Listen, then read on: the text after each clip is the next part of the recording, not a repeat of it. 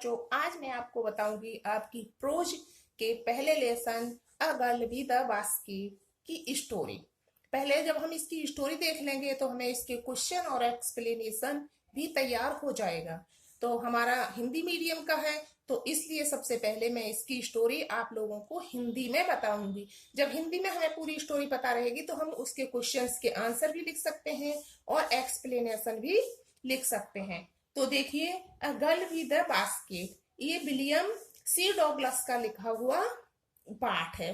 अब विलियम सी डॉगलस कौन है? तो विलियम सी डॉगलस अमेरिका के सुप्रीम कोर्ट के जज थे। क्या थे वो? अमेरिका के सुप्रीम कोर्ट के जज थे। और वो 1950 में भारत घूमने के लिए आए।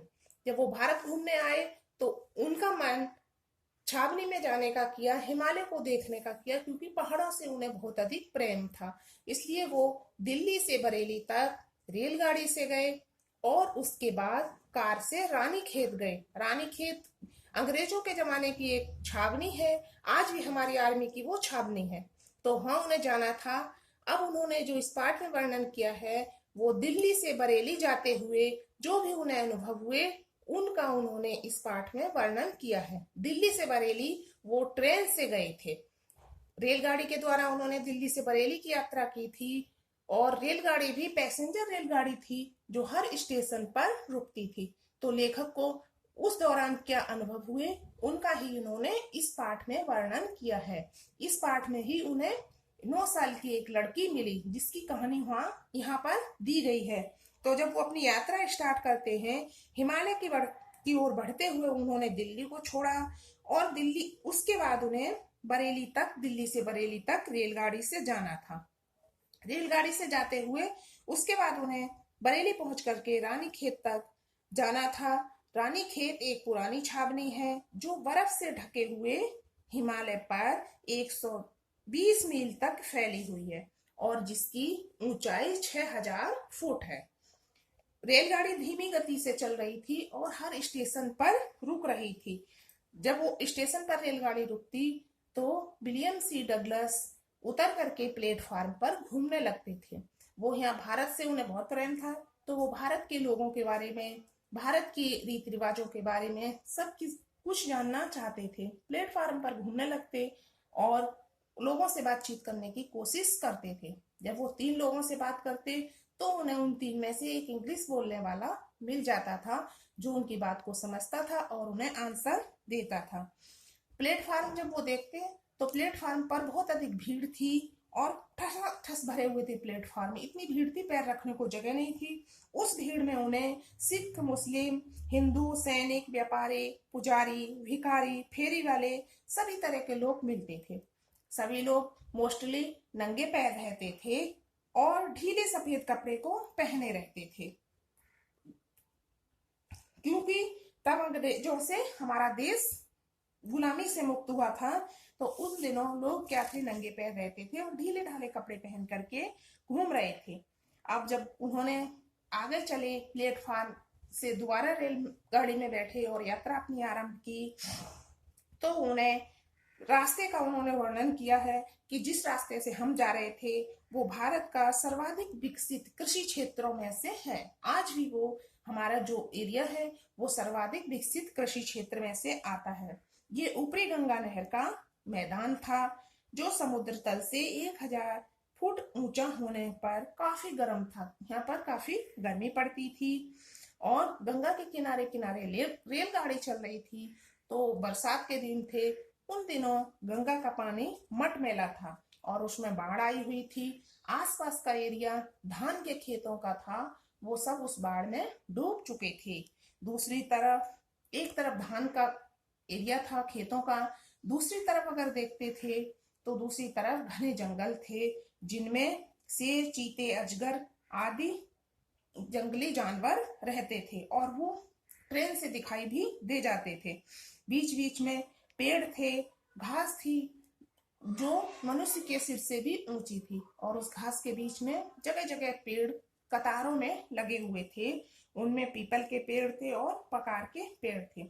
जब भी रेलगाड़ी किसी स्टेशन पर रुकती तो वहां उन्हें बंदर भी दिखाई दे रहे थे जो भोजन की तलाश में प्लेटफार्म के पेड़ों पर उछल कूद कर रहे थे।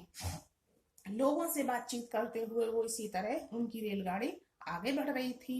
एक प्लेटफार्म पर अचानक उनका लोगों से बातचीत करने का रूटीन रुक गया, क्योंकि वो लोगों से बात नहीं कर पाए। जैसे ही वो प्लेटफार्म पर उतरे रेलगाड़ी से नीचे, एक बच्चों के झुंड ने उन्हें घेर लिया। बहुत सारे बच्चे थे उस झुंड में, जो हाथ से बुने हुए पंखे और टोकरियां बेच रहे थे। ये बच्चे उन शरणार्थियों के बच्चे थे जो भारत और पाकिस्तान का विभाजन होने के बाद पाकिस्तान छोड़ करके भारत में आ गए थे। भारत में इनके पास कोई जमीन जायदाद नहीं थी। जो भी ये थोड़ा सा लेके चले थे खाने पीने का सामान, वो रास्ते में ही खत्म हो गया था, और बहुत से लोग भूख और प्यास से रास्ते में मर भी गए थे। तो ये शरणार्थी आकर के शहरों में सड़क के किनारे इन्होंने अपने कपड़े और घास से झोपड़ियां बना ली थी कतार में, और छोटी मोटी चीजें हाथ से टोकरियां बुनते और पंखे बुनते उन्हें ही बेच करके अपना गुजारा कर रहे थे। तो जो बच्चे लेखक को आकर के यहाँ मिले, जिन बच्चों ने उन्हें घेरा, वो इन शरणार्थियों के बच्चे थे, और उन्हें लेखक बहुत अमीर दिखाई दिए।